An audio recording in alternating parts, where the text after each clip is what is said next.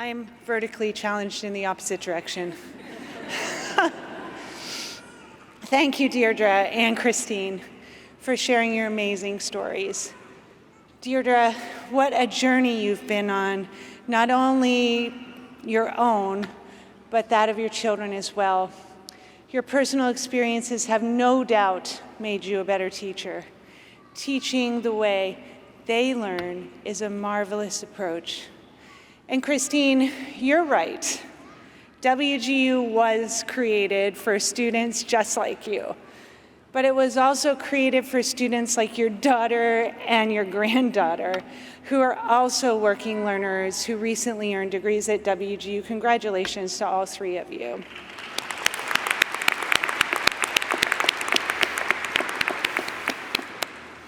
We're delighted to have three generations, grandmother, daughter, and granddaughter, walking across the stage today. Thank you, Christine, for your encouraging message. Now, I'm pleased to introduce our commencement speaker, Shayne Moore. Yeah. Shayne Moore is a multi-certified information technology professional who has led in the technology field for more than 20 years. Shayne, who is Vice President of Information Technology at Philadelphia Industrial Development Corporation, grew up in the Nicetown neighborhood of Philadelphia and knew few people who went to college. His mother encouraged him and his brother to earn a degree, and in 2014, he earned his bachelor's in information technology from WGU. After this, he discovered the wisdom behind his mother's encouragement. With a degree and certifications, he no longer had to find jobs because, in fact, the jobs found him. In addition to his successful professional career, Shayne is committed to serving others and to making a difference in his community, often helping those who come from underserved populations. He has served as an assistant pastor for Temple of Zion Tabernacle for 16 years, and for 12 years he's volunteered at Philadelphia prisons.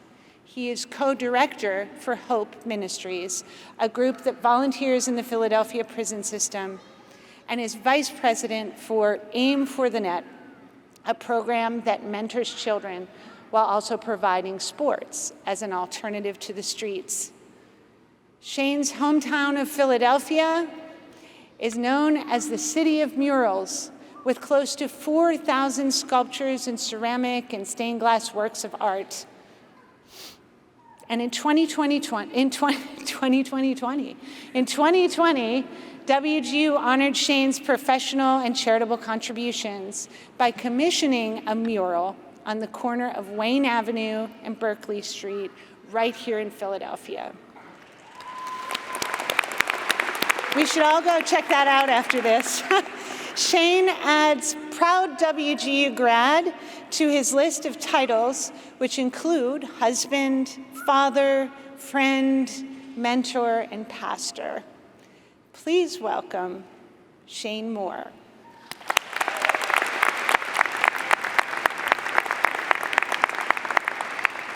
Thank you. Good morning, Dr. Stein, faculty, staff, mentors, WGU graduates, family, and friends. It is a pleasure and an honor to be here with you today. There are events that occur in each of our lives that leave a memorable impact, moments that bring out the cheers or moments that bring out the tears. It could be the memory of a religious experience, a wedding day, the birth of a child, or perhaps for you, it was something else. But nevertheless, it is an event that you will never forget. WGU graduates, I am certain that today is one of those days.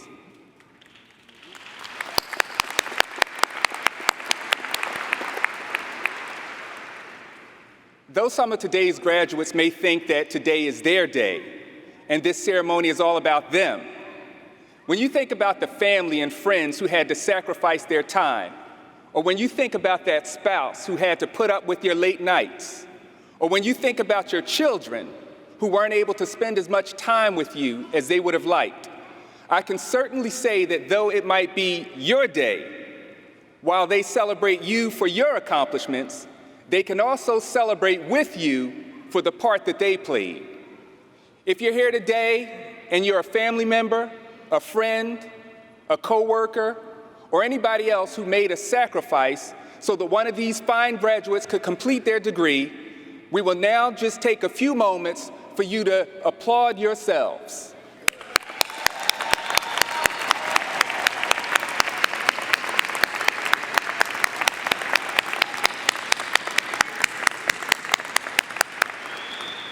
We all say thank you.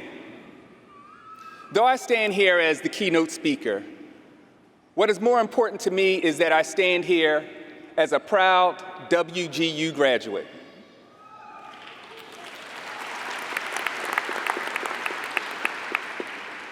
I do not have to speak from what someone told me about WGU. I can speak from what I have experienced for myself. To the graduates, though this is an event that you will remember for a long time, it's simply the culmination of all of the hard work that went into making this day possible.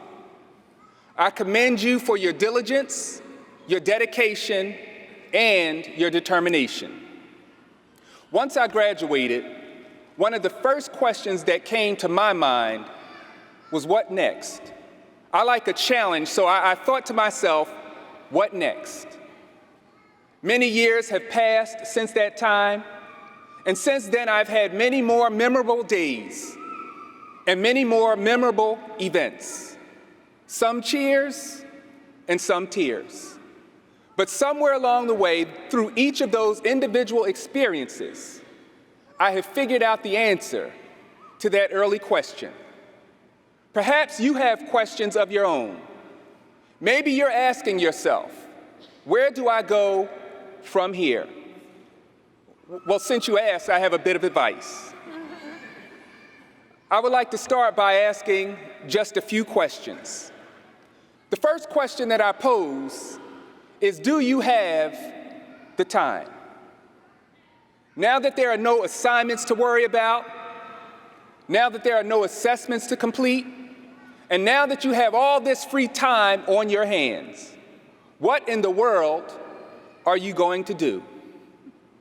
To be honest, for me, it was a time to relax.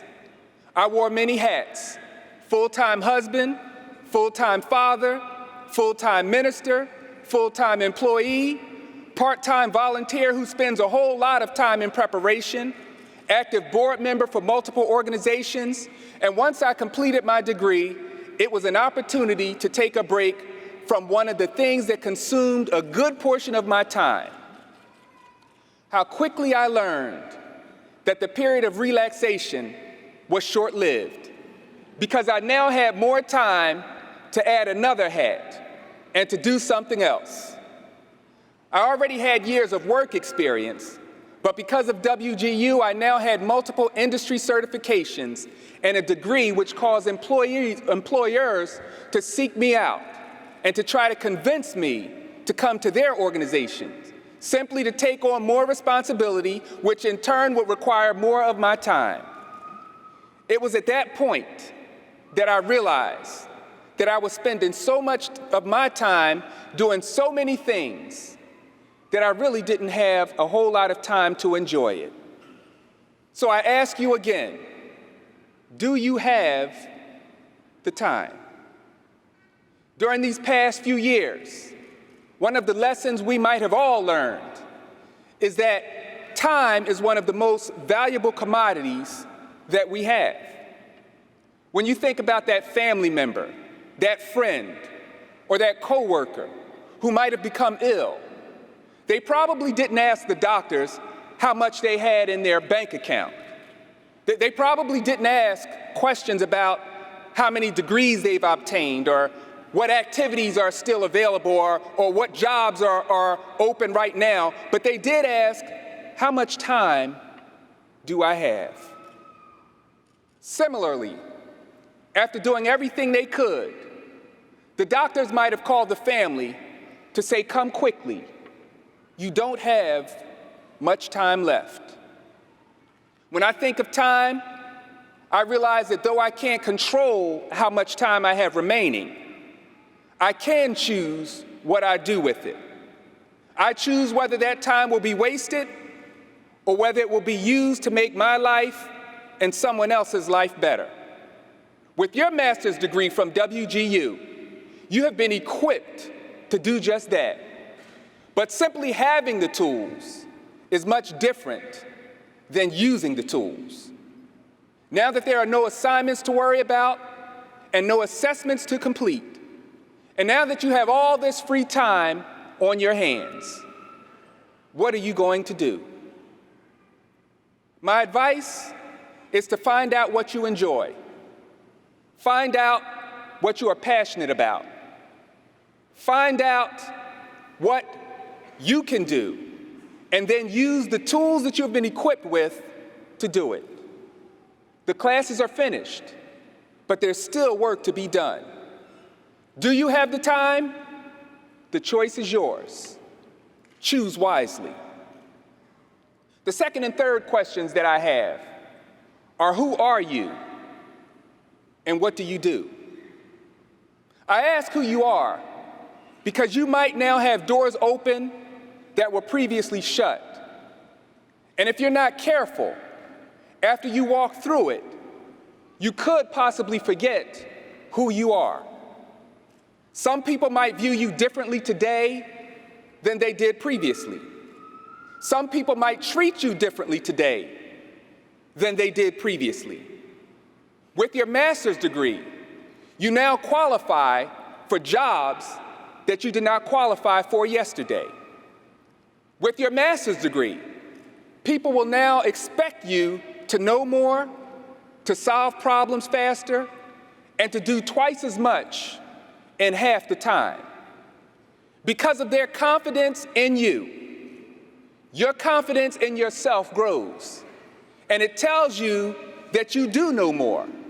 It tells you that you can solve problems faster, and it tells you that if you can't do twice as much in half the time, you certainly can do more than you could in the past.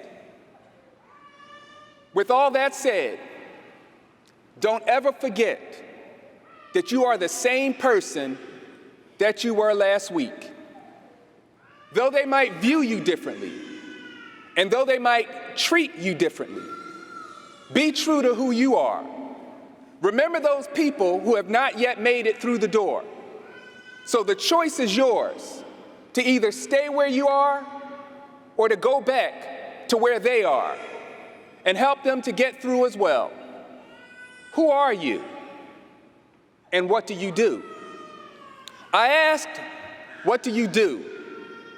Because I have found that in about every place that I go, there are always people who want to make a connection. Sometimes they want to connect on social media, sometimes through a face-to-face meeting. At times you will be asked for your number, and other times you will be asked for your email. Regardless of the method, people are quickly trying to determine who you are and what you do. They're trying to figure it out because they're trying to make a connection that they can rely on in the future. If I'm starting that new job, yours might be the only familiar face that I see. If I move to a different city, your recommendation is what I will rely on. I might have a question or a need, and I need some advice. And when that time comes, I'll reach out. Once connected, there's an unspoken expectation that our paths will one day cross again. Once you answer that question, you will now have a new contact who will bring new opportunities, open new doors, and expand your reach. Who are you? And what do you do? I'm always willing to answer these questions. But there are some people who don't have to ask because they already know. They are those people in your life who saw the greatness in you before you enrolled. They cheered you on in preparation of this day, long before you completed your first assessment. And they pushed you when you thought you could not go on. Throughout my lifetime, I've been blessed to have people in my corner who has always been there to push me to go beyond my comfort zone. Some of them are here with me today as a testament of the many people who have had and still have lofty expectations for me. And with their support, it was the spark that started the flame. I thank my mother, my brother, and my wife who are seated here today.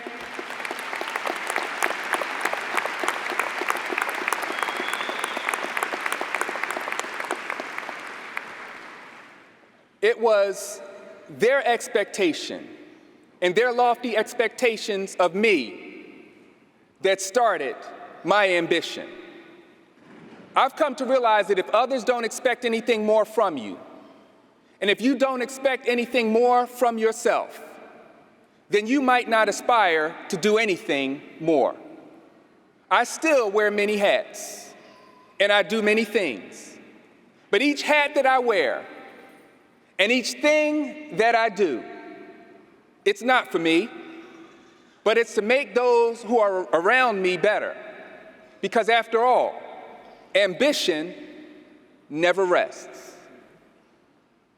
It comes as no surprise that somebody's encouragement and somebody's expectations can help to shape who you are and what you do. It's someone else's encouragement and expectations that helped me, and it's someone else's encouragement and expectation that helped you. And if it can have that effect on you, consider what effect yours can have on someone else. Perhaps it is the spark that starts their flame. Perhaps it is what they needed to drive their ambition. In closing, I encourage you to make the most of your time and enjoy every moment. Before I take my seat, I congratulate you, I encourage you, and I would like to share with you what my expectations are. I expect for you to help someone else who has not yet made it to where you are. I expect for you to go many places and do great things. I expect one day to hear your name again, not because you chose to make life better for yourself, not because you refused to waste time, not because you used the tools that were given to you wisely. It's not for any of those reasons.